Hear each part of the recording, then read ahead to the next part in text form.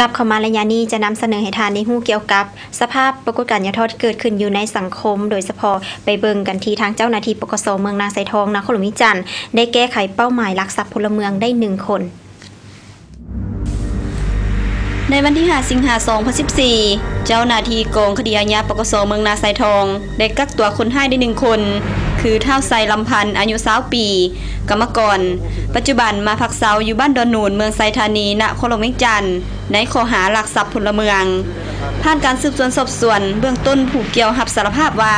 ผู้เกี่ยวแม้นได้ให้หมู่มาส่งอยู่หน้าเฮือนแม่ฮักอยู่บ้านสีเกิดเมืองนาไซทองนครหลวงวิจันทร์พอมาฮอดหน้าเฮือนผู้เกี่ยวก็บ่กล้าเข้าไปในเฮือนแม่ฮักจึงได้ย่างไปลิ้นอยู่ต่อหน้าโรงงานตัดยิบเขตบ้านสีเกิดและได้สังเกตเห็นห้านขายเครื่องหลังหนึ่งอยู่ต่อหน้าโรงงานตัดยิบปิดปองเยี่ยมบ่แจบจึงได้ปีนกำแพงหัวเข้าไปงัดปองเยี่ยม2 ครั้งที่1บ่สำเร็จจึงได้นางเซาเมื่อยแล้วจึงได้ลงมืองัดครั้งที่2แม้นได้สำเร็จแต่ก็ยังเล็กกันขโมยดังนั้นผู้เกี่ยวจึงได้เอามือดึงเล็กกันขโมยออกจึงเข้าไปในห้านแล้วได้จับเอาโทรศัพท์บัตรเติมเงินจำนวน23 บัตรกาแฟ4 ถุงและเครื่องอีกจำนวน1แล้วได้ปีนกำแพงหัวออกจากห้านขายเครื่องหลังดังกล่าวจึงได้ย่างไปตามเส้นทางและได้จ้างรถจัมโบ้กลับเมืองเฮือนจากนั้นจึงถึกเจ้าหน้าที่สืบสวนสอบสวนปกส.เมืองนาไซทองกักตัวมาดำเนินคดีตามระเบียบกฎหมายและมาฮอดวันที่3 กันยายน 2014 นี้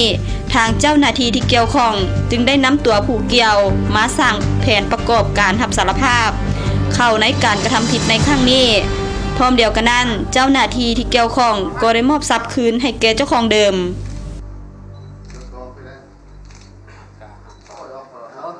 ขอแสดงความขอบมกขอบใจนำเจ้าหน้าที่พนักงาน